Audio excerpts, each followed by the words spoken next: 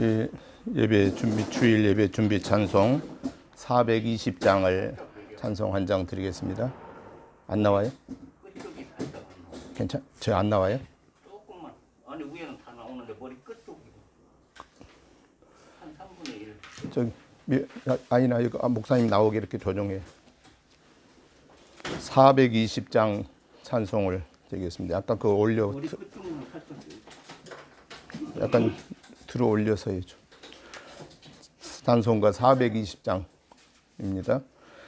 또 성결케 위해 늘 기도하며 너 주 안에 있어 늘 성경 보고 온 형제들 함께 늘 사귀면서 일하기 전마다 늘 기도하라. 너 성결케 위해 내 머리 숙여 저 은밀히 계신 내 주께 빌라. 또 숨쉬어 살며 주 닮으리니 널 보는 이마다 주 생각하라. 너 성결케 위해 주 따라가고 일 다급하여도 성황치 말고 참 즐거울 때나 또 슬플 때나 너 주님을 믿고 늘 따라가라.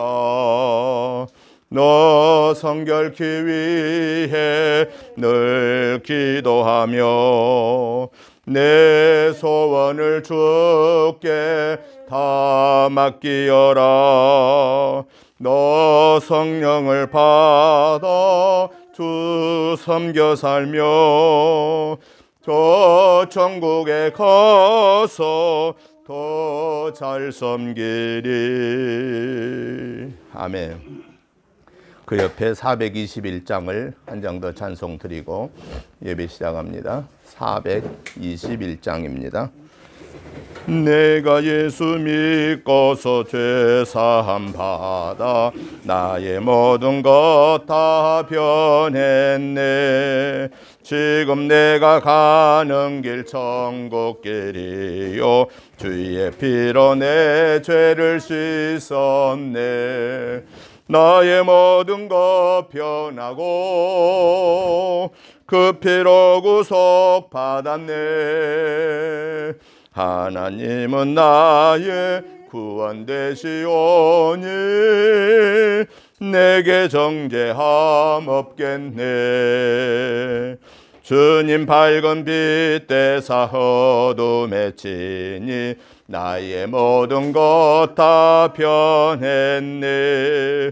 지금 내가 주 앞에 온전케 되면 주의 공로를 의지함일세. 나의 모든 것 변하고 그 피로 구속 받았네.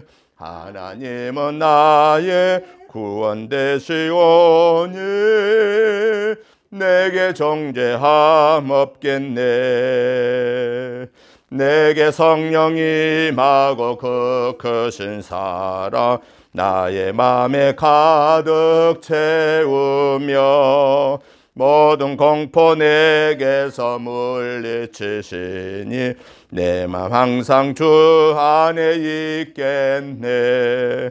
나의 모든 것 변하고 그 피로 구속 받았네. 하나님은 나의 구원 되시오니 내게 정죄함 없겠네. 아멘. 다 같이 묵도드림으로 주일 예배 시작하겠습니다.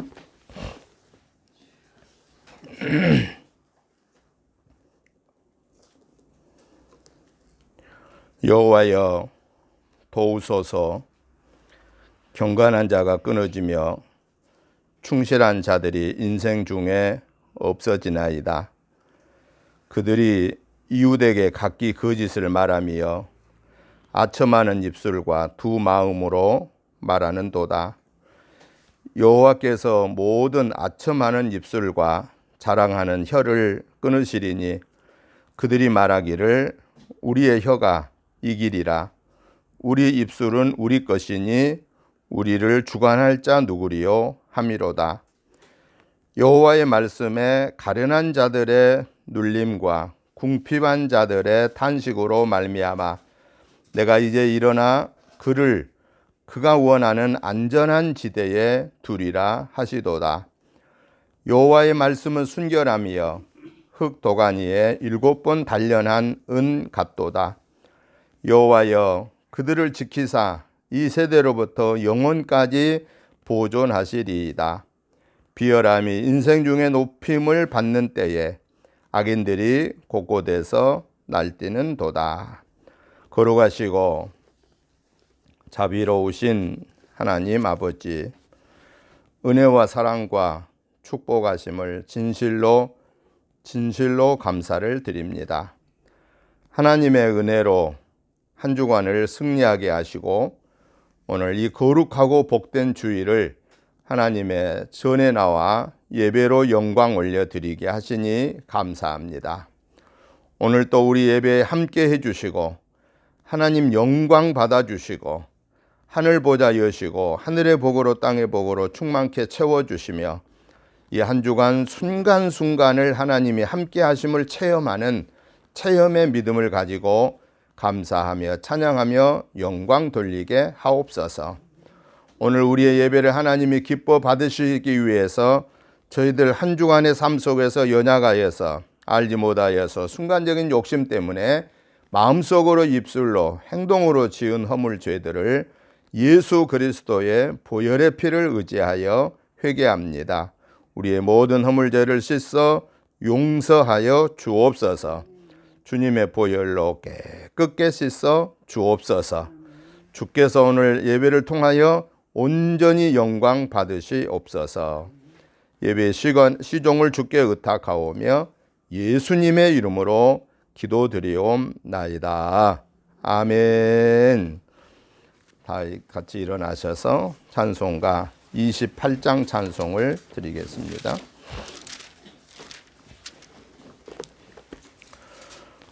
복의 근원 강림하사 찬송하게 하소서. 한량 없이 자비하시 증량할 길 없도다. 전사들의 찬송가를 내게 가르치소서. 구속하신 그 사랑을 항상 찬송합니다.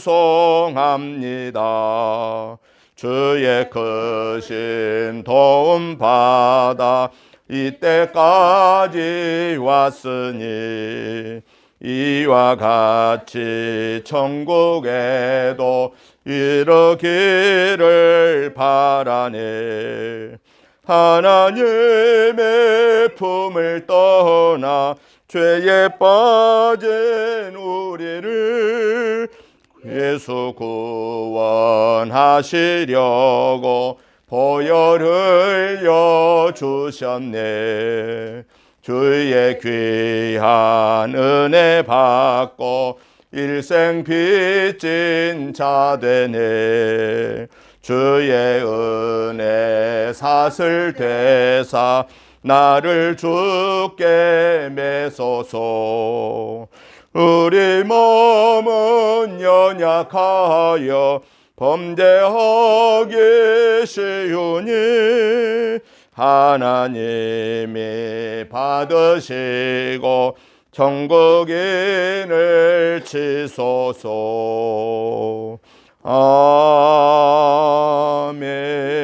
아멘. 교동문 10번 말씀입니다. 찬송가 뒤쪽에 교동문 10번 말씀을 교독하시겠습니다.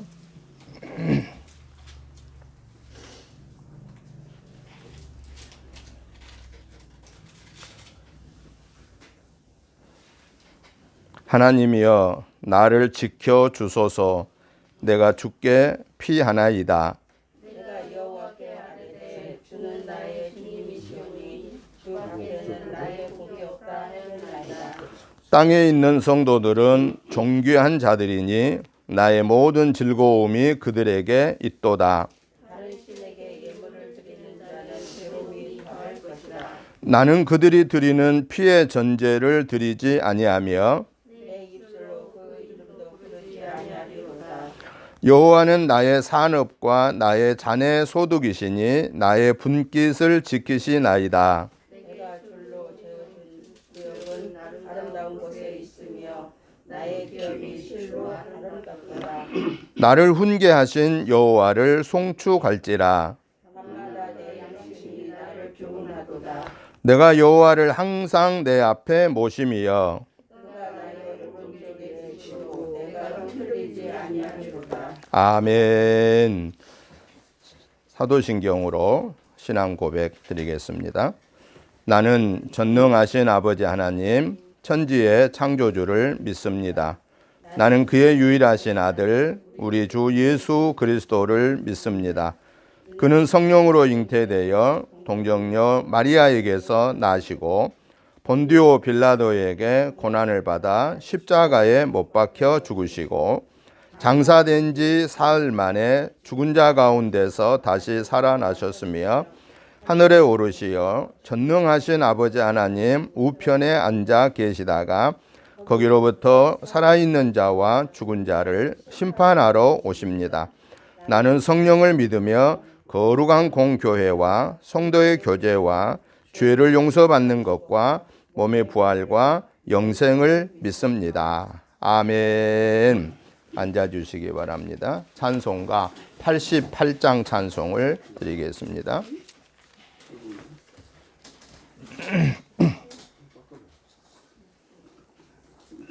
찬송가 88장입니다.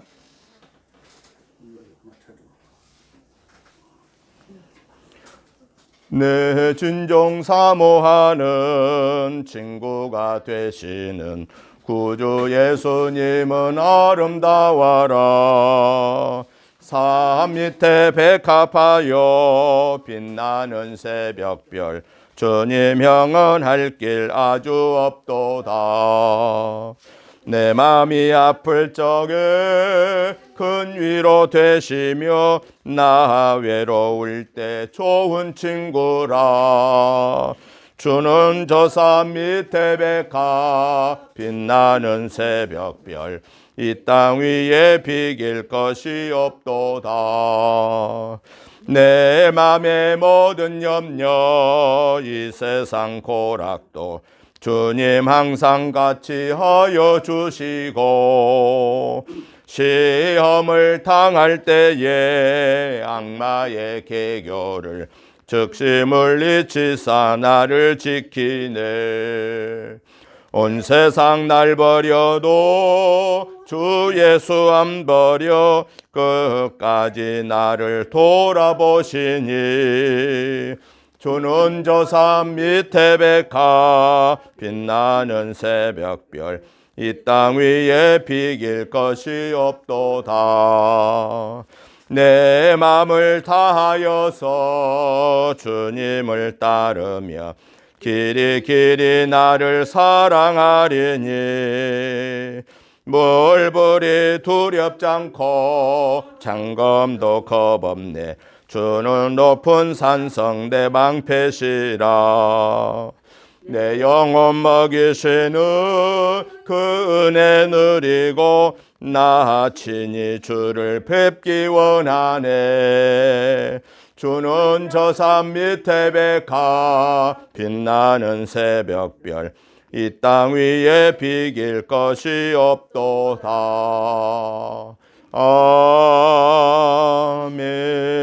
아멘. 오늘 우리 예배를 위해서 장혜자 권사님 기도해 주시겠습니다.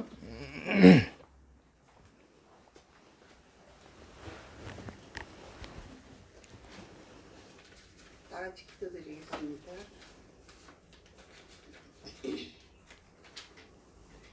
하나님, 저희에게 성령님을 보내사 언제나 함께하여 주시니 감사합니다. 그러나 저희는 성령님의 선하신 인도하심을 고역하며 거룩히 살지를 않았음을 고백합니다. 용서하여 주옵소서. 성령님만이 저희를 인도하시어 육체의 일에 넘어지지 않도록 믿음을 아멘. 주시고 거룩한 삶을 살도록 인도하여 주시옵소서. 아멘. 하나님 아버지, 남들보다 더 빨리 더 많이 소유하라고 치열한 삶의 한복판에서 하나님의 뜻을 듣고자 예배하는 이 자리에 나왔습니다. 아버지, 오늘 하루만큼은 서두르지 않고 지금 우리 곁에 있는 모든 것들을 다시 돌아보며 감사하는 마음을 주옵소서. 아멘. 우리 여겼던 가족 또 이웃 교우들과 관계를 돌아보고 먼저 화해하고 평화를 구하는 우리가 되게 하여 주시옵소서. 아멘. 오늘 또 우리에게 아버지 앞에 나와서 아버지의 말씀을 아멘으로 받으며 예배하게 하시니 감사합니다. 아멘. 한 주간을 살아오면서도 알고도 지운지 모르고 지운지 많지만은 이 시간에 회개하오니 오직 고난의 예수님을 묵상하여 하나님만을 섬기는 예배자로 살아가게 하여 주시옵소서. 아멘. 말씀을 주실 목사님 성령으로 뜨겁게 역사하옵시고 아멘. 풍성한 은혜의 말씀이 되게 하여 주시옵소서. 아멘. 영육간의 강건함으로 넣어 주시옵소서. 아멘. 말씀을 듣는 성도들의 심령에 풍성한 은혜가 채워져서 아멘. 하나님을 믿음의 승리자로 살아가는 축복받는 성도들이 되게 하여 주시옵소서. 아멘. 우리 사랑하여 주시는 하나님 아버지, 아름다운 신앙의 결실들이 이겨가는 성도들이 다 되게 도와주시옵소서. 아멘.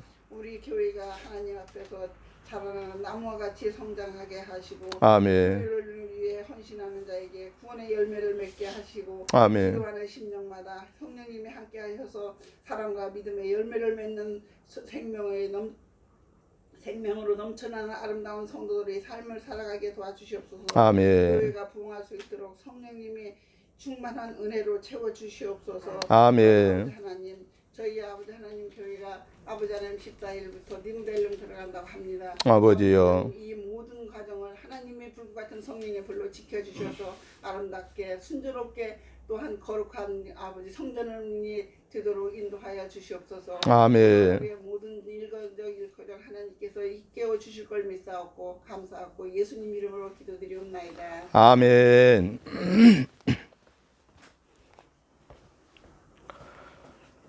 하나님의 말씀을 보겠습니다. 하나님의 말씀은 마태복음 17장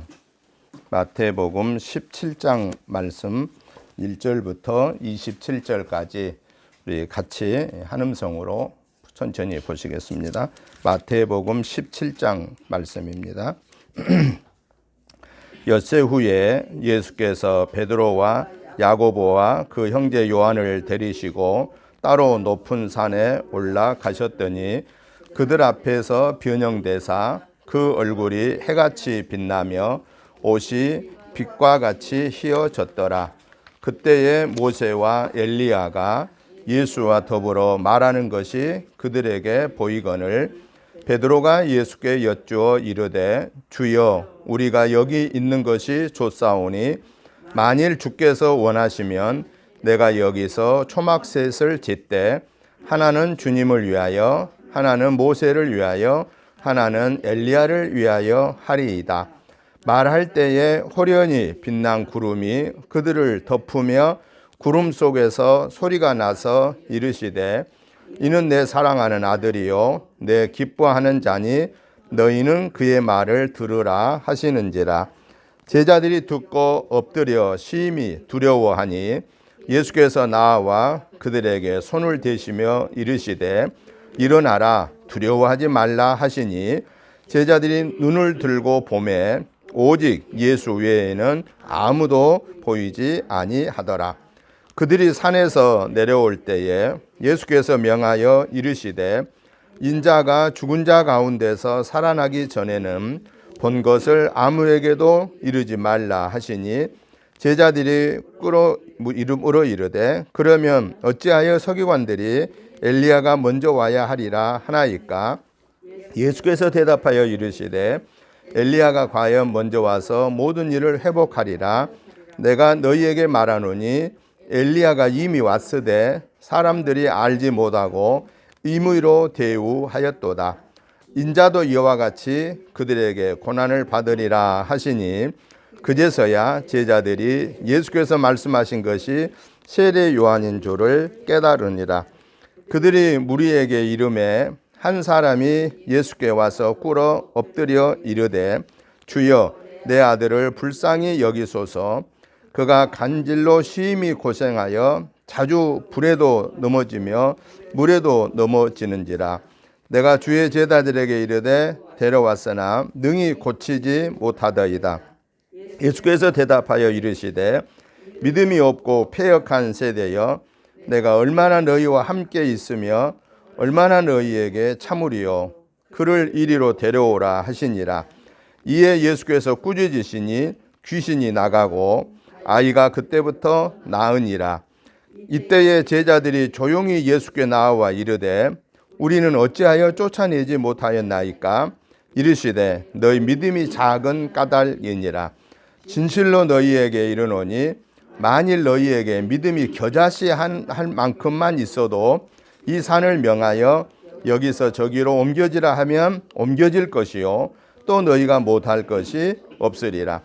갈릴리에 모일 때에 예수께서 제자들에게 이르시되 인자가 장차 사람들의 손에 넘겨져 죽임을 당하고 제3일에 살아나리라 하시니 제자들이 매우 근심하더라. 가버나움에 이르니 반세겔 받는 자들이 베드로에게 나와 이르되 너의 선생은 반세겔을 내지 아니하느냐? 이르되 내신다 하고 집에 들어가니 예수께서 먼저 이르시되 시몬아 내 생각은 어떠하냐? 세상 임금들이 누구에게 관세와 국세를 받느냐?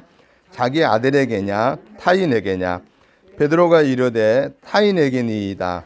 예수께서 이르시되 그렇다면 아들들은 세를 면하리라. 그러나 우리가 그들이 실족하지 않게 하기 위하여 네가 바다에 가서 낚시를 던져 먼저 오르는 고기를 가져 입을 열면 돈 한 세겔을 얻을 것이니 가져다가 너와 나를 위하여 주라 하시니라. 아멘. 기도드립니다. 하나님 아버지 감사합니다.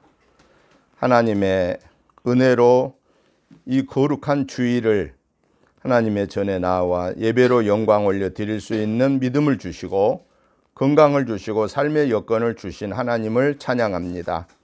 여러 사정들로 인하여서 또한 온라인으로 함께 예배드리는 믿음의 식구들도 있는 곳에서 이 영상을 통하여 예배드리는 모든 하나님의 사람들에게 하늘의 은혜로 땅의 은혜로 충만케 채워 주옵소서.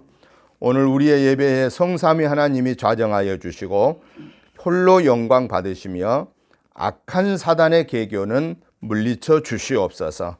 근심하게 하고 걱정하게 하고 두려워하게 하고 수근수근 거리게 만들고 당짓고 악한 모든 마음을 퍼뜨리는 악한 사탄아, 또 우리에게 코로나19의 재앙으로 우리 모든 국민들에게 하나님의 사람들에게 근심 걱정을 끼치는 이 악한 코로나19 질병아, 나사렛 예수의 이름으로 명령하노니 내 본향 저 무적행으로 썩 물러갈지어다, 썩 물러갈지어다, 썩 물러갈지어다.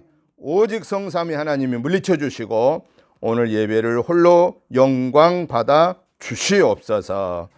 예수님의 이름으로 축복하오며 기도하옵나이다. 아멘. 오늘 우리가 같이 보신 마태복음 17장의 말씀의 내용은 예수님이 사랑하는 제자들 3명 베드로, 야고보, 요한을 데리고 높은 산에 올라가셔서 그 변형되는 하늘의 음성이 들려지는 그런 성령의 역사가 나타나는 모습과 반대로 산 아래에 있는 나머지 제자들은 귀신 들린 자 하나를 고치지 못하고 어려움을 겪고 있는 그러한 모습을 대조해 주고 있는 그러한 내용입니다. 그래서 저는 오늘 이 본문의 말씀을 중심해서 하나님이신 예수님이라고 하는 이런 주제로 오늘 말씀을 크게 두 가지로 정리를 해보면서 말씀의 은혜를 받고자 합니다. 첫째는 마태복음 17장 1절부터 27절의 내용을 네 가지로, 네 부분으로 정리를 해보면서 그 내용을 간략하게 살펴보고, 두 번째는 이 마태복음 17장을 통해서, 이 기록되어진 하나님의 말씀을 통해서 오늘 하나님이 우리에게 결단케 하는 교훈의 말씀은 무엇인가에 대해서 한 네 가지로 또 간단하게 정리해 보면서 말씀의 은혜를 받고자 합니다.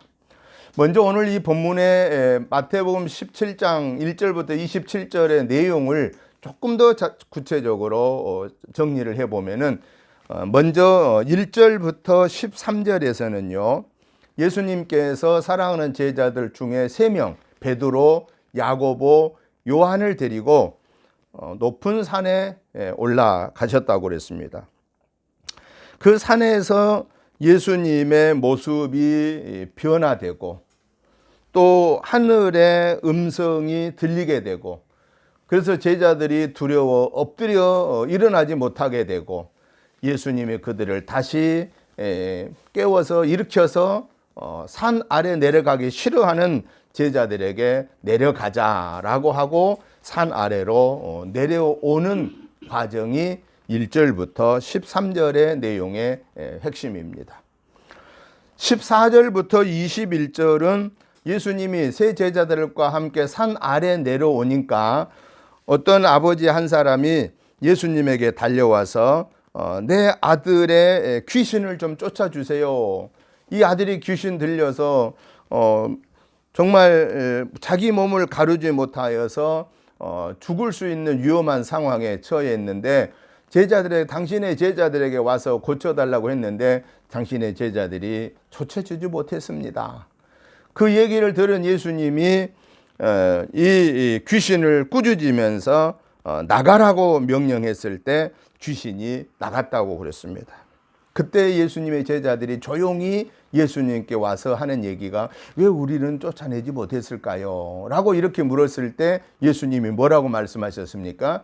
믿음이 작은 까닭이다 라고 말씀하심이, 그리고 이어서 뭐라고 또 말씀하시느냐, 겨자씨에 대한 믿음을 말씀하고 계십니다.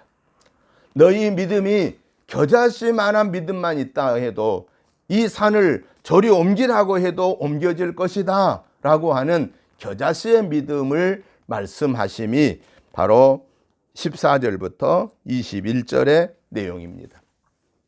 이어서 22절부터 23절에서는 예수님이 사랑하는 제자들에게 앞으로 당신이 고난을 당하고 십자가에 달려 못 박혀 죽으시고 부활하실 것을 대하여서 제자들에게 다시금 예고하는 그런 내용이고요. 마지막으로 24절부터 27절에 보니까 가버나움에 예수님이 가셨을 때에 예수님의 제자 베드로에게, 왜 당신의 선생은 성전세를 내지 않느냐? 당시에는 누구든 간에 성전에 들어오면은 반세켈씩의 성전세를 내게 되어 있었다라는 거예요. 그런데 예수님에게 그 도전을 한 거죠. 그때 예수님이 그 사실을 알고 제자들에게 묻습니다. 세금을 내는데 임금과 그 아들에게 아들도 내느냐 안 내느냐라고 물었을 때 임금과 그 아들은 안 냅니다. 그때 예수님은 나는 성전세를 안 내도 되지만은, 그러나 나로 인하여서 내가 이 성전세를 내지 않음으로 인하여서 믿음이 약한 자들이 실족할까 봐서 베드로야, 바다에 가서 낚시를 하여 맨 먼저 올라온 고기에 입을 열어보면은 한 세켈이 있을 것이다. 이 한 세켈은 이스라엘의 화폐 단위거든요. 그 한 세켈을 가지고 너와 나의 성전세를 반 세켈씩이니까 베드로 너와 내 성전세를 내라 라고 말씀하심이 오늘 이 마지막에 24절부터 27절의 내용입니다. 그러면은 오늘 이 마태복음 17장을 통해서 하나님이 우리에게, 오늘 각자에게 하나님이 주시는 음성, 교훈의 말씀이 무엇일까라는 것입니다. 첫째는 예수님의 하나님 되심을 먼저 이 사랑하는 제자들에게 체험의 은혜를 주셨다라는 사실입니다. 예수님이 베드로와 야고보와 요한을 높은 산에 데리고 올라가셨을 때에 그때 무슨 일이 벌어졌습니까? 예수님의 모습이 변형이 됐는데 그 예수님의 얼굴이요 해같이 빛이 나고요, 예수님이 입고 계신 그 옷이요 빛과 같이 휘어졌다라고 말하고 있습니다. 그리고 또 그 순간에 무슨 일이 벌어지고 있느냐? 모세 이미 오래전에 구약시대에 창세기, 출애굽기, 레위기, 민수기, 신명기를 쓰는 그런 BC 1000년대에 그러한 시대에 있는 건 예수님과는 건 천여 년의 역사적인 흐름이 있는 예수님 시대보다도 건 천여 년 더 가까이 전에 있었던 사람들이 나타났습니다. 누가 나타나느냐? 모세가 나타나고 엘리야가 나타납니다. 그리고 예수님과 같이 대화를 나누는 모습을 누가 지켜봤느냐? 베드로와 야고보와 요한이 지켜보았습니다. 이 모습이 너무 황홀하고 감격스러워서 베드로가 뭐라고 예수님에게 얘기를 하느냐? 선생님이 원하시면은 우리가 여기에다가 초막셋을 짓고 하나는 주님을 위해서, 하나는 모세를 위해서, 하나는 엘리야를 위해서 짓고 그냥 여기서 사십시다, 그 말이. 초막을 왜 짓습니까? 거기에 그게 기거하기 위해서 만든 거 아니겠습니까? 그때 무슨 일이 벌어지느냐? 갑자기 빛난 구름이 그들을 덮으면서 구름 속에서 소리가 났는데 뭐라고 소리가 나느냐? 이는 내 사랑하는 아들이요 내 기뻐하는 자다. 너희들은 그의 말을 들으라 라고 했을 때 저들이 완전히 쓰러져서 얼굴을 쳐다보지 못하고 있을 때에 예수님이 두려워하지 말아라 하면서 그들을 일으켜서 채우고 우리 산 안으로 내려가자라고 말씀하십니다. 여기서 오늘 우리 하나님이 말씀하신 이 변화산의 사건을 통해서 우리에게 말씀하심이 뭐냐? 천여 년 전에 모세와 엘리야가 천년 후에 지금 계신 예수님과 대화하는 그 모습을 지켜본 베드로와 야고보와 요한에게 뭘 심어주고 있느냐? 예수님이 하나님이시라는 사실을 분명하게 체험시켜 주었다라는 겁니다. 이때까지도 예수님의 제자들은요, 예수님을 따라다니기는 했지만은 예수님이 하나님이시라는 체험이 그들에게는 없었습니다. 나중에 예수님이 십자가에 달려 죽으시고 3일 만에 아직 살아나시기 전에 3일 동안 무덤에 묻혀 계시는 동안에 이 제자들 다 어디로 가버렸어요? 다 예수님 떠나서 자기들의 옛날 직업 고기 잡으러 가고야 말았던 것입니다. 오늘 이 본문을 통하여 하나님은 우리에게 말씀하심이 뭐냐? 하나님의 사람은 성부, 성자, 성령의 하나님이 나의 아버지 하나님이시고 나의 구원의 주이시고 오늘 나와 함께 동행하시는 하나님이라는 사실을 내가 체험해야 된다라고 하는 사실입니다. 구원은 하나님과 나와의 1대1의 관계에서 이루어집니다. 내가 예수님이 하나님이 창조의 하나님이심을, 예수님이 구원의 주이심을, 성령님이 오늘 나와 함께 동행하시는 하나님이심을 믿지 않으면은 내 가족이 아무리 믿음 생활을 잘해도 내가 그 하나님을 믿지 못하면 나는 구원과는 관계가 없다라는 것입니다. 바로 구원의 은혜는 하나님이 성부, 성자, 성령의 하나님이 창조하신 하나님, 우리의 인간의 생사화복을 주관하시는 하나님, 날마다 나와 동행하시는 하나님, 나에게 구원의 은혜를 베풀어 주신 하나님, 나는 그 구원의 은혜로 하나님의 자녀가 되고 영원한 생명을 소유하게 되고 날마다 주와 동행하고 있다라는 이 믿음의 체험을 가진 자에게만 하나님의 은혜는 주어진다라는 사실을 베드로와 야고보와 요한에게 보여주었습니다. 예수님의 12명의 제자 중에 나중에 예수님 승천하시고 마가다락방에 성령의 충만을 받고 제자들이 강하고 담대하게 복음을 증거했을 때에 이 세 명의 제자들은 누구보다도 다른 제자들 누구보다도 더 충성했던 사실을 우리는 예수님의 제자들의 뒷모습 속에서 볼 수 있게 되는 것입니다. 오늘 저와 여러분을 통해서 하나님이 말씀하시면 뭐냐? 주님의 자녀는, 주님의 제자의 사명을 감당하는 자는 바로 주님이 나와 함께 동행하시는 하나님이심을 체험하는 그 체험이 있어야 된다. 말씀에 대한 체험, 기도에 대한 체험, 날마다의 삶 속에서 하나님이 함께 하신다라는 체험을 가질 것을 교훈하고 계십니다. 그러기에 저와 여러분들은 이번 한 주간에도 성부, 성자, 성령의 하나님이 구원의 주이십니다. 나와 함께 동행하고 계십니다. 라고 하는 이러한 은혜를 체험할 수 있게 해달라고 성령의 도우심을 구함으로써 하나님이 함께 하심을 체험하고 이번 한 주간에도 강하고 담대하게 하나님이 주시는 그 능력을 받아서 하늘의 소망을 가지고 우리의 온전한 믿음을 지키는 저와 여러분의 삶이 되시기를 주님의 이름으로 축복합니다. 두 번째, 오늘 마태복음 17장을 통해서 우리에게 주시는 교훈의 말씀은 산 위에서는 그 놀라운 변향의 역사가 하나님의 그 역사를 보았는데 산 아래에서 제자들은 어땠습니까?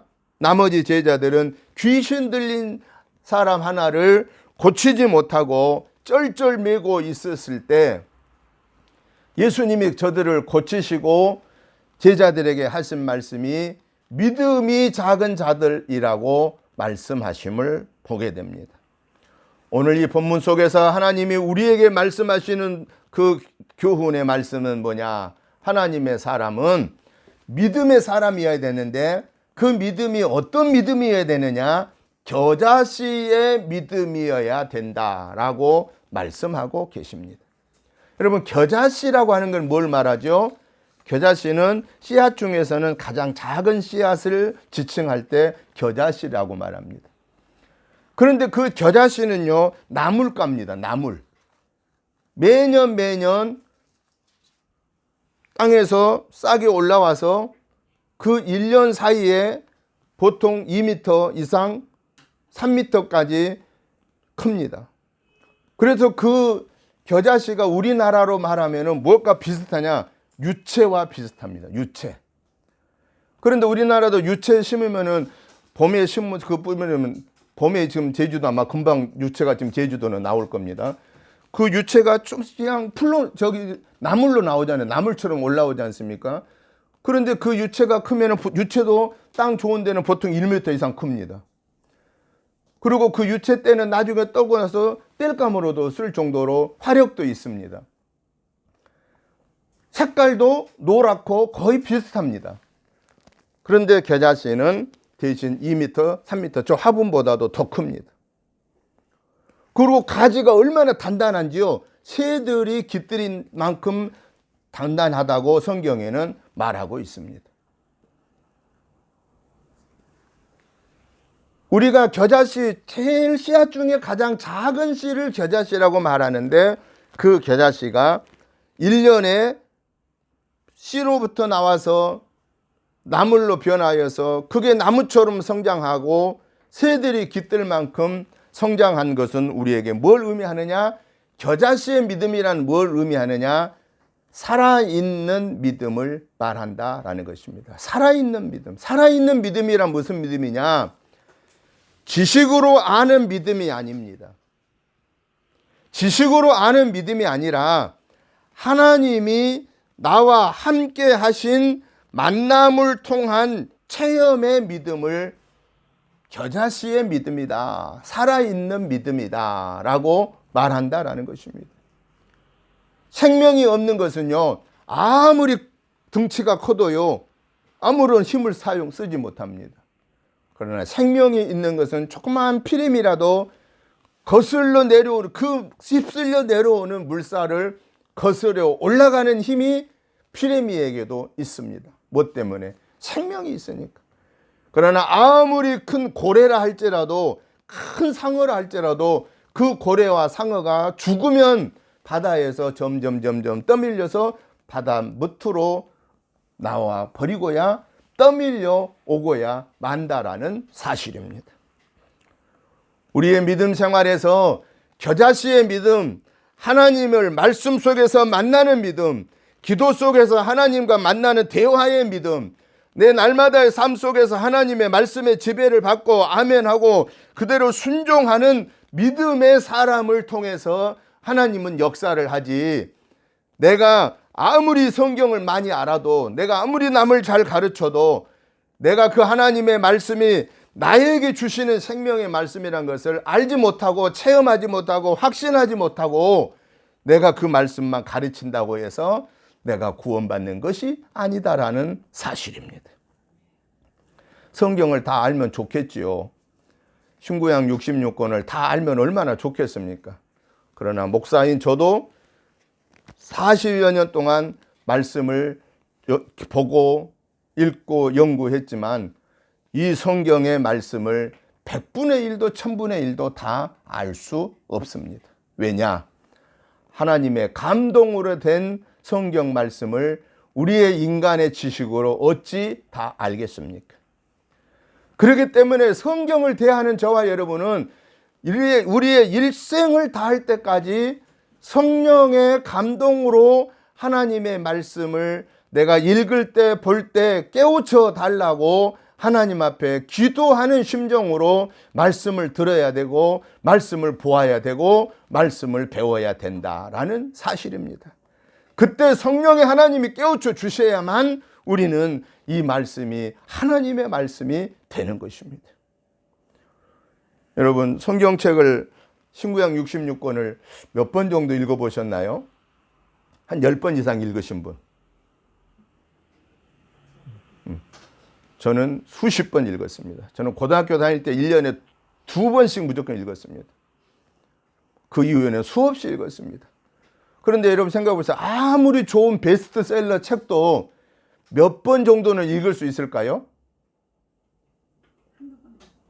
아마 굉장히 좋아하시는 분들은 한 2번이나 3번 정도 읽으면 재미가 없어요. 왜 재미가 없어요? 내용이 쫙 끼어지니까. 아무리 좋은 베스트셀러 책도요, 3번 정도 읽으면 내용을 다 알아버려요. 그러니까 내가 지금 중간만큼 읽고 가면서 벌써 결론이 딱 내 머리에 들어와 버리는 거예요. 그러니까 재미가 없어서 그냥 덮고 만다 그 말입니다. 그런데 성경은 100번을 읽었든 1000번을 읽었든 간에 볼 때마다 성경은 새로움이 옵니다. 왜 새로움이 올까요? 하나님의 감동으로 주어진 말씀이기 때문에 성령의 하나님이 내게 말씀하실 때마다 감동이 다르게 옵니다. 감동이 다르게 와요. 이상하게 어저께 볼 때는 전혀 아무 생각이 안 났어요, 성경을. 그런데 그 부분을 오늘 또 다시 보면요, 다른 말씀을, 은혜를 내게 깨우쳐 줍니다. 그래서 우리는 성경을 세상말로 말하면은 질리지를 않는 거예요. 성경을 보아도 질리지를 않는 거예요. 여러분, 우리가 밥을 아침 먹고 점심 먹고 저녁을 먹는데 밥이 질리면은 사람이 살까요, 못 살까요? 나 밥이 질려서 못 먹어. 그러면 그 사람 결국은 죽는 거예요. 네? 밥이 질리면 못 사는 거예요, 그 사람은.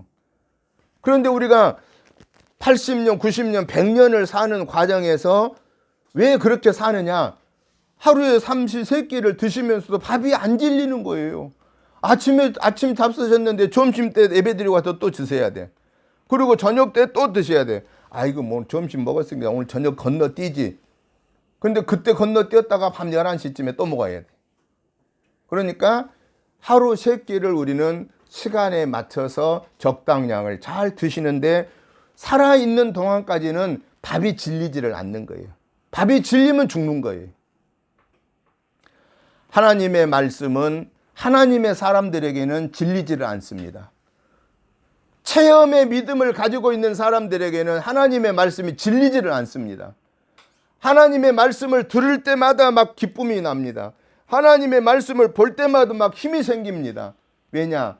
내가 성령의 감동으로 된 하나님의 말씀이, 내가 성령의 인도를 받고 있는 사람이기 때문에 그 성령의 감동으로 주어지는 말씀과 성령의 인도를 받는 내가 교통하기 때문에 그런 겁니다. 그러니까 막 기뻐요. 즐거워요. 막 감사해요. 그런데 성령의 능력을 받지 못한, 성령의 충만함을 받지 못한 사람은 예수를 믿는 사람인데도 불구하고 성경 1장, 2장, 3장 이상을 넘기지 못하여서 재미가 있을까요? 재미가 없을까요? 재미가 없어요. 그리고 뭐가 오느냐? 졸음이 와요.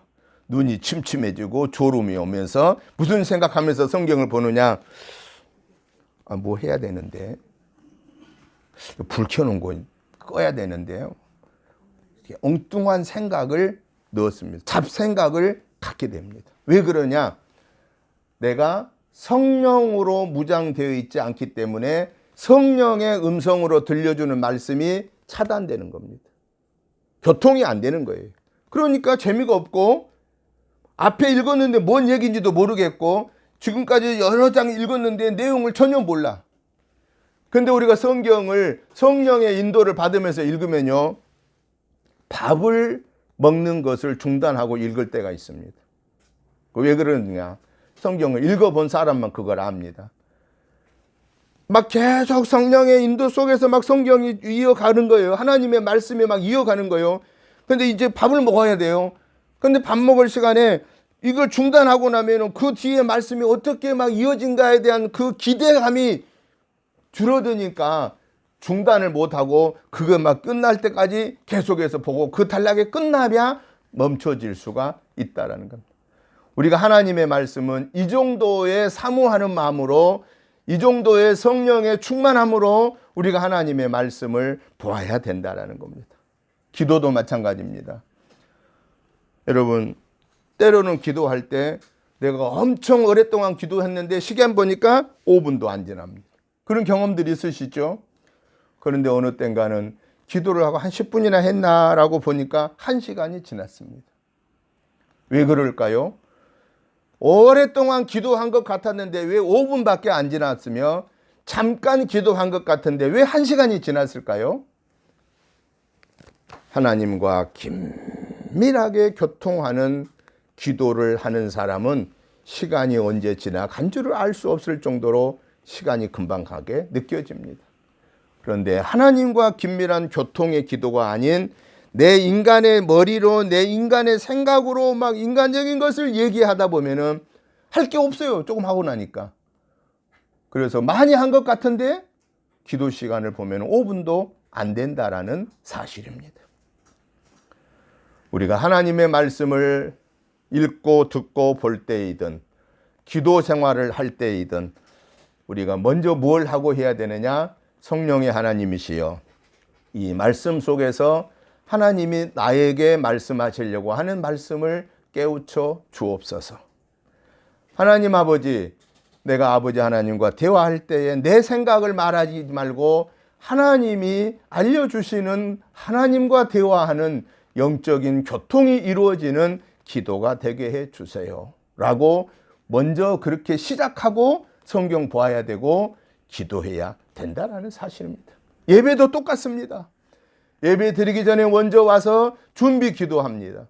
그렇기 때문에 적어도 예배 시간 10분 전에 와야 되는 거예요. 와서 먼저 준비 기도하는 거예요. 하나님, 오늘 이 거룩한 예배 속에서 하나님이 오늘 영광 받으시옵소서. 하나님, 오늘 또 나에게 말씀하시는, 예배 속에서 나에게 주시고자 하는 하나님의 그 비밀의 말씀을 제가 잘 들을 수 있는, 깨달을 수 있는 그러한 믿음을 주시옵소서. 성령님이 예배 속에 함께해 주옵소서, 나와 함께해 주옵소서라고 하는 그러한 의탁을 드리고 예배를 드릴 때 하고, 헐레벌떡 시간이 늦어서 와서 그냥 예배 중간에 와서 예배를 드린다거나 예배를 막 촉박하게 예배를 드릴 때는 어떨까요? 그 준비가 되어 있지 않기 때문에 그날의 예배는 그야말로 무슨 예배냐? 예배 보는 거예요. 예배 봐. 예배 보는 것과 예배 드리는 것은 차이가 너무 큽니다. 예배 드리는 것은 주관적인 모습이라면은 예배 보는 것은 객관적인 모습. 여러 사람들 중에 하나 이렇게 같이 끼어 있는 거예요. 그러나 예배를 드리는 것은 내가 하나님 앞에 마음과 뜻과 정성을 다하여 하나님께 영광 올려 드림이 그 예배를 하나님이 기뻐 받으시는데, 그 예배가, 그 말씀이, 그 기도가 모아져서 뭐가 되느냐? 겨자씨의 믿음이 된다라는 사실입니다. 사랑하는 성도 여러분, 이번 한 주간에 저와 여러분들은 말씀과 기도와 예배가 하나가 되어져서 겨자씨의 생명이 있는 말씀 앞에 아멘으로 화답하고 그 말씀을 이번 한 주간에 성령이 깨우쳐 주시는 대로 순종하며 열매 맺는 삶을 통해서 우리 하나님이 저와 여러분의 모습을 보시고, 그래 김 목사야, 안무개야, 참 너는 겨자씨의 믿음을 가져노라. 겨자씨의 믿음을 가져노라. 너는 작은 자 같으나, 김 목사야 너는 사람들이 볼 때 작은 자 같이 여기나 너를 통해서 내가 산을 옮길 만한 역사를 일으켜 주겠다. 그 도구로 내가 쓰겠다라고 하는 이러한 하나님의 역사가 이 한 주간에 일어날 수 있도록, 그것을 주관하시는 이는 하나님이시오니 능력 주시는 자 안에서 능치 못할 일이 없다라는 이 하나님의 말씀을 우리는 그대로 믿고, 이번 한 주간에도 겨자씨의 믿음이 저와 여러분에게 있어지는, 살아있는 믿음이 있어지는 삶 속에서 하나님의 역사를 일으키는 그런 복된 하나님의 사람들이 되시기를 주님의 이름으로 축복합니다. 마태복음 17장을 통해서 세 번째로 우리에게 주시는 교훈의 말씀은 뭐냐? 드디어 예수님이 사랑하는 제자들한테 또 다시 예고를 하는데, 무슨 예고하지요? 인자는 여기서 예수님 다시 당신을 얘기한 거예요. 내가 사람들에 의해서 고난받고 십자가에 달려 죽고 부활할 것이다 라고 하는 예수님이 이 땅에 오신 목적을 말씀하고 계십니다. 하나님이신 예수님이 왜 이 세상에 오셔야만 했을까라는 겁니다. 말씀 한마디로 우주 만물을 창조하신 그 능력의 하나님이 왜 말씀으로 다 죄 없어져라 그렇게 말씀 안 하시고, 왜 예수님이, 하나님이신 예수님이 왜 사람의 모습을 입고 오셔서 그것도 가장 악한 죄인을 처형하는 십자가 처형을 당하시고 죽으셔야만 했을까라고 하는 사실입니다. 그 이유는 하나님의 말씀을 어기고 에덴 동산의 선과 악을 알게 하는 실과를 먹는 그 원죄가 얼마나 악하고 악한 것인가. 그 원죄를 사할 수 없는, 사람으로서는 그 원죄를 사할 수 없다라고 하는 사실을 깨우쳐 주고 계시고, 그 원죄를 해결할 수 있는 유일한 방법은 하나님만이 해결할 수 있다라는 것을 보여주기 위해서 하나님이신 예수님이 사람의 몸을 입고 오셔서 십자가에 달려 죽어주심으로, 그리고 그 예수님이 다시 3일 만에 살아나심으로 예수님을 믿는 자는 그 원죄로부터 사함받고 영원한 생명을 우리에게 주셨다라고 하는 것을 보여주기 위해서 예수님이 사랑하는 제자들한테 마지막 있어야 할 십자가의 사건을 예고하고 있다라는 사실입니다. 사랑하는 성도 여러분, 주님의 제자된 저와 여러분들은 하나님 아버지의 십자가의 은혜로, 예수님의 십자가의 은혜로 구원받은 저와 여러분들은, 그리고 주님께로부터 너는 가서 모든 족속으로 제자를 삼아 아버지와 아들과 성령의 이름으로 세례를 주고 가르쳐 짓게 행하라고 하신 지상대명령을 받은 저와 여러분들은 우리가 어떻게 살아야 되느냐? 내 개인적으로, 가정적으로, 교회적으로, 사회적으로 하나님 영광을 위해서 나로 하여금, 우리 가정으로 하여금, 교회로 하여금 감당해야 할 십자가를 지고 따라와라 라고 하신 이 사명을 우리에게 깨우쳐 주고 계신다라는 사실입니다. 예수님이 십자가를 지시러 가시기 전날 목요일 날 만찬을 하시면서 제자들한테 말씀했습니다. 누구든지 나를 따르려거든 각각 자기에게 주어진 십자가를 지고 나를 따르라. 그 말씀하시고 예루살렘에 올라가셨는데 제자들은 그 말씀의 뜻을 깨닫지 못하고 예수님 따라 올라가면서 제자들은 무슨 생각했습니까? 야, 이제 우리 선생님이 예루살렘에 가시면은 이스라엘의 왕이 되실 테인데 왕이 되면은 누가 높은 자리를 차지할까라고 서로 다투었습니다. 요즘에 대통령 당선된 그 주변의 인물들 무슨 생각하고 있을 것 같아요? 야, 내가 이번에 밀었던 사람이 대통령이 되었으니까 뭐라도 하나 얻어보겠다라고 그 꿈 다 내려놔야 돼요. 그 꿈은 하루아침에 다 깨집니다. 거기에 몇 사람들은 부귀영화를 누릴 수 있겠지만은 나머지 사람들은요, 그 전에 후보 때요, 막 와서 악수하고 뭐 사진 찍고 그런 거요, 싹 다 지워버리시기 바랍니다. 그걸로 인해서 내가 믿음에 병듭니다. 다 쓸데없는 짓이에요. 하나님 앞에 우리는 바르게 서야 돼요. 내가 정말로 밀었던 그 사람이 됐다면 그 사람을 좀 기도해 줘야 되고, 내가 밀지 않았다 할지라도 그 사람은 하여튼 성경적으로 위의 권세는 하나님이 허락해서 된 거니까 하나님이 원하는 일을 할 수 있게 해달라고. 이 땅에 우리 대한민국이 하나님을 잘 모시는 나라가 되게 해달라고. 그렇게 정치를 잘 하게 해달라고. 그래서 우리 교회가 선교하는 데 방해가 되지 않게 해달라고. 세계 선교하는데 한국이 위상이 높아져서 세계의 복음의 사명을 감당하게 해달라고. 그러면 자체적으로 우리나라 잘 살 수밖에 없잖아요. 잘 살아야 남을 도울 수 있지 않습니까? 우리는 이제는 편을 갈라서 나누면 안 됩니다. 이미 선거는 끝났습니다. 우리는 하나님 앞에 기도해야 합니다. 기도하지 않는 죄를 하나님은 우리에게 묻는다고 그랬습니다. 우리는 미워도 기도해 줘야 됩니다. 미운 사람 망해라 라고 하는 것이 아니라 그 미워했던 사람도 사랑으로 품을 수 있는 예수님의 사랑을 달라고 우리는 하나님 앞에 기도해야 합니다. 그래야 우리는 이 대한민국에서 살기 때문에 우리가 마음 편해야 잘 살 수 있는 겁니다. 남을 진노하고 남을 원망하고 남을 비방하면은 내가 그만큼 내 몸에 악한 그러한 일들이 생겨서 내 몸을 해칩니다. 남을 저주하면 그 저주의 마음이 나를 칩니다. 내 건강을 치고 내 긍정적인 삶을 뺏어가 버리고 맙니다. 그러기에 이제 우리는 하나님 앞에서 함께 기도해야 한다는 것입니다. 그런데 그게 바로 뭐냐? 내게 주어진 십자가 지는 것입니다.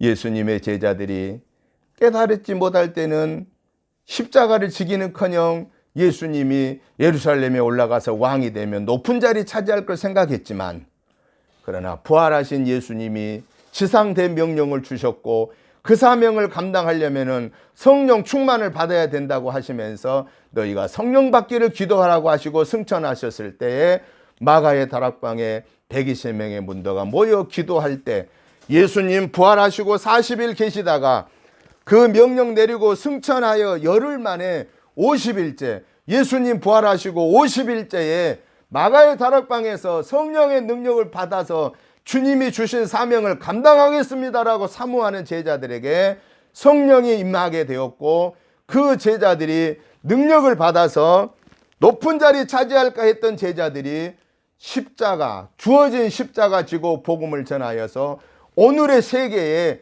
이 복음이 증거되어져 세계 인구의 4분의 1이 하나님을 믿는 기독교 하나님의 영광을 드러내는 예수님의 복음이 드러나게 되었다라는 이 사실을 우리는 잊어버리면 안 됩니다.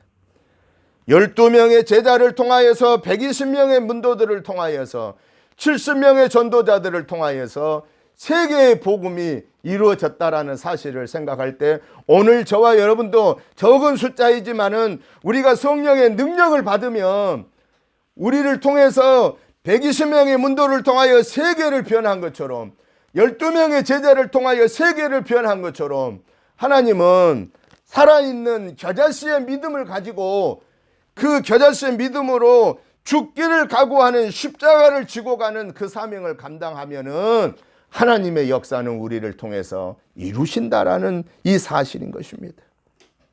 이 사실을 잘 감당하는 저와 여러분이 되시기를 주의 이름으로 축복합니다.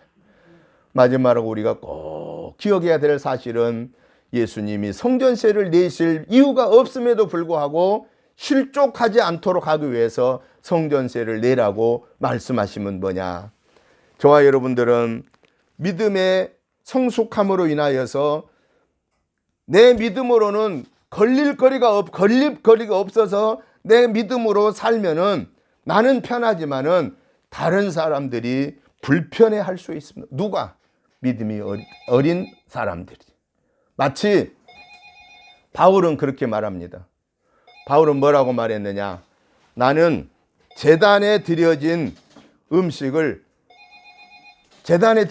뭐예요? 우상에게 바쳐졌던 그 제물을 나는 먹어도 아무런 내 믿음의 양심에 가책이 없다. 왜? 성경에 보면은 음식이 사람을 더럽힌 거 아니라고 그랬어요. 입을 통해서 들어가는 음식이 사람을 더럽힌 게 아니라 뭐가 더 악한 거라고 그랬습니까? 우리 마음속에 시기와 질투와 분노와 저주, 이것이 악한 것이지 음식이 잘못된 걸 아는. 그런데 당시에 예루살렘의 장로들과 서기관들과 바리새인들, 유대주의자들은 뭘 더 중요시 여겼습니까? 입에서 들어가는 음식을 더 중요하게 여겨서 어떤 음식을 먹어야 되느냐, 어떤 음식을 먹지 말아야 되느냐. 물론 구약 시대에는 음식을 먹을 것과 못 먹을 게 분류가 되어 있습니다. 그러나 예수님이 오심으로 말미암아 이 모든 율법이 완성되었기 때문에 이 음식이 우리 사람을 더럽히지 않는다고요. 왜? 음식은 먹어서 다시 배설되어 나아가 버리지만은 우리 마음속에 있는 악독한 생각과 그 모든 것들이 내 입을 통해서 내 삶을 통해서 드러나서 다른 사람한테 해를 끼치기 때문이라고 말했습니다. 그래서 자신은 우상에 드려진 음식을 내가 먹어도 나는 조금도 내 믿음에는 가책이 없지만, 그러나 주변의 사람이 아니요 저 우상에 드려진 음식을 먹나? 그런 마음을 가지고 믿음이 약한 자가 심지어 실족하게 된다고 하면은 나는 먹을 수 있는 이 자유를 내가 내려놓겠다라고 말합니다. 심지어는 바울 사도는 디모데에게도 내 병을 위해서, 내 몸의 비위를 위해서 때로는 포도주를 쓰라고 그랬습니다. 그런데 여러분, 우리가 집에서 병 때문에 포도주를 혼자 아무도 안 보내서 식구를 먹을 수는 있어요. 그렇지만 다른 식당에 가가지고 밥 먹으면서 말이요, 목사인 제가 포도주 시켜가지고 막 포도주를 따라 마시면서 먹으면 주변의 사람이, 제가 목사라는 것을 아는 사람이 저를 보면 어떨까요? 괜찮다 이럴까요? 아니 세상에 목사가 술을 마셔? 심지어는요, 콜라하고 사이다하고 이렇게 섞어 놓으면 맥주 비슷하게 생겨요. 그러면은 그냥 요즘 사람들이 콜라 사이다 섞어서 대부분 좀 많이 마시잖아요. 그러면 사람들이 저 목사들이 모여가지고 저 맥주 마시네? 그러면 사람들의 마음이 용납될까요? 용납 안 될까요? 용납이 안 되는 거예요. 용납이 안 되는 거예요. 우리는 내 믿음으로는 별 문제 없음에도 불구하고 믿음이 약한 사람이 그 모습을 보고 실족하는 일이 된다면은 우리는 그것을 내려놓아야 된다라는 것입니다. 이것은 무슨 얘기냐? 믿음 생활하는 우리는, 특별히 예수님의 제자의 사명을 감당하는 전도자인 저와 여러분은 우리의 믿음 삶에 있어서 생각하는 것부터 말하고 행동하는 것이 나를 중심한 것이 아니라, 내 믿음으로 평가하는 것이 아니라 나를 보고 있는 어린 아이와 같은 믿음의 사람들이 나를 통해서 실족함을 당하지 아니하도록 나를 절제하고 나를 철저하게 말씀으로 쳐서 복종시켜야 된다라는 사실입니다. 형제의 눈 속에 있는 티를 보려고 하지 말아야 됩니다. 그러나 세상 사람들은요, 자신의 눈 속에 들보는 괜찮다고 생각합니다. 그러나 형제의 눈 속에 티를 가지고 갑론을박을 합니다. 티가 크니 많이. 그 티가 들어갔느니 마느니. 오늘 저와 여러분들은 믿음이 연약한 형제들의 눈 속에 티도 우리는 지적하지 말고 내 속에 들보를 먼저 보면서 그것을 뽑아내는 그 작업을 하고 나는 더 겸손해지고 나는 더 낮아지고 나는 더 철저히 하나님의 말씀으로 나를 쳐서 복종시킴으로 하나님이 보실 때 그래 김 목사야 너는 내 마음에 든다. 하나님이 저와 여러분들의 이름을 부르면서 안목애야 참 너 참 내가 내 마음에 든다. 너는 나의 영광을 위해서 내게 주어지는 십자가를 네가 지고 가고 있구나.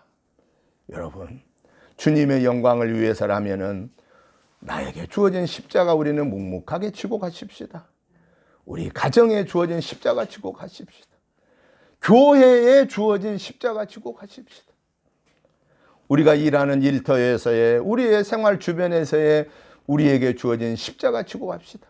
예수 안 믿는다면 전혀 질 이유가 없지만 하나님 영광이 아니면 전혀 내가 손해볼 일 없지만 하나님 영광을 위해서라면 십자가 지십시다. 그 십자가가 지금은 힘들어도요 주님이 반드시 뭐라고 그랬습니까? 십자가 너머에 뭐가 기다리고 있습니까? 부활의 영광이 기다리고 있는 겁니다. 십자가는 고난입니다. 죽음입니다.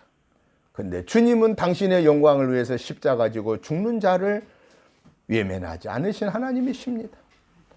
이번 한 주간에 주님 영광을 위해서 사는 저와 여러분들, 주님 영광을 위해서 사는 우리 가정, 주님 영광을 위해서 사는 우리 교회, 주님 영광을 위해서 여러분 일터에서 십자가 지고 감으로 진실로 저와 여러분을 통해서 하나님이 영광 받으시고 하나님이 우리에게 어떻게 역사하시는가를 사모하면서 이번 한 주간에 주님과 온전히 동행하여 승리하는 예수님이 하나님이십니다라고 고백하는 하나님 정말 나의 구원의 주이십니다라고 고백하는 그 믿음의 고백이 저와 여러분의 고백이 되시기를 주님의 이름으로 축복합니다. 하나님 아버지 감사합니다. 하나님의 은혜로 한 주간을 승리하고 또 이렇게 3월 둘째 주일 예배로 하나님께 영광 올려드리게 하시니 감사합니다. 성삼위 하나님의 놀라운 은혜를 체험받아 이번 한 주간 승리하게 하시고 오직 하나님 영광을 위해 살게 하여 주옵소서. 저들에게 주어진 십자가 잘 감당할 수 있도록 말씀의 권세를 주시고 성령의 능력과 권능을 허락하여 주시어서 악한 사탄의 계교를 물리치고 오직 하나님의 말씀대로 순종하여 영광 돌리게 하옵소서. 하나님이 함께 하신 구체적인 은혜들을 이 한 주간 생활 속에서 체험하며 영광 올려드리게 하여 주옵소서. 예수님의 이름으로 축복하오며 간절히 기도드리옵나이다. 아멘. 찬송가 321장 찬송을 드리면서 준비하신 예물을 봉헌하겠습니다. 321장 1절 2절만 찬송 드리겠습니다. 날 대속하신 예수께 내 생명 모두 드리니 늘 진실하게 하소서. 내 구주 예수여 나 구주 위에 살리라. 내 기쁨 한량 없으리. 내 갈 길 인도하소서. 내 구주 예수여 날 구원하신 예수를 일평생 의지하오니 날 영접하여 주소서. 내 구주 예수여 나 구주 위에 살리라. 내 기쁨 한량 없으리. 내 갈 길 인도하소서. 내 구주 예수여 아멘. 하나님 아버지 감사합니다. 하나님의 은혜로 한 주간을 승리하게 하시고 이 거룩한 예배로 하나님의 전에서 영광 올려드리게 하시니 감사합니다. 오늘 또 주신 말씀을 아멘으로 받고 이번 한 주간에도 온전히 성령의 충만함을 받고 승리하게 하옵소서. 하나님의 은혜로 지난 한 주간을 승리하게 하심을 감사하고 이번 한 주간도 성령이 하나님이 친히 동행하여 승리하게 하실 것을 믿고 감사한 마음으로 감사의 예물을 올려드립니다. 이 예물을 기뻐 받으시고 축복하여 주옵소서. 하나님의 거룩한 제단에서 하나님 영광을 드러내기에 부족함 없이 채워주시고 믿음으로 드리는 이 귀한 손길에 하늘 보고 여시고 하늘의 복으로 땅의 복으로 흔들어 차고 넘치도록 채워주시옵소서. 그래서 하나님이 주시는 그 은혜를 감사하며 살게 하여 주시고 하나님 앞에 예배를 드릴 때마다 기쁨으로 즐거움으로 드리게 하여 주옵소서. 예수님의 이름으로 축복하오며 간절히 기도드리옵나이다. 아멘. 광고 말씀을 드립니다. 주보 뒷면을 참고해 주시기 바랍니다. 3월 달에도 주일 낮 예배와 주일 모든 예배는 면대면과 온라인으로 드려지게 됩니다. 유천동 성전 리모델링이 완공될 때까지는 예배가 당분간 이곳에서 드려지게 되겠습니다. 유천동 성전 리모델링이 이제 월요일부터 준비 작업합니다. 본격적으로 아직 계약하지는 않았으니까 우리가 해야 할 일들을 먼저 하는 준비 작업을 하도록 그렇게 하겠습니다. 예배 마치고 잠깐 우리 직원에 하겠습니다. 잠깐 그대로 남아 주시기 바랍니다. 찬송가 96장을 다 같이 일어나셔서 드리고 축도드림으로 일부 주일날 예배 마치겠습니다. 96장입니다.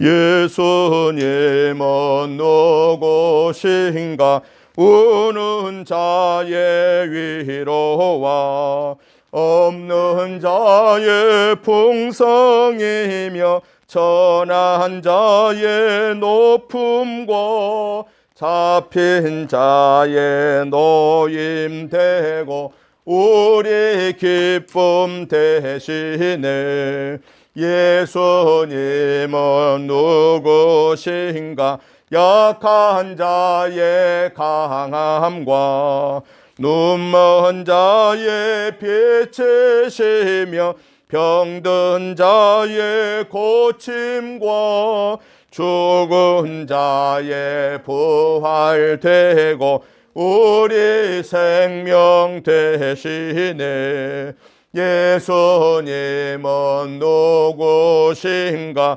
동한 자의 정함과 죽을 자의 생명이며 죄인들의 중보와 멸망자의 구원되고 우리 평화 되시네 예수님은 누구신가 온 교회의 머리와 온 세상의 구주시며 모든 왕의 왕이요 심판하실 주님 되고 우리 영광 되시네.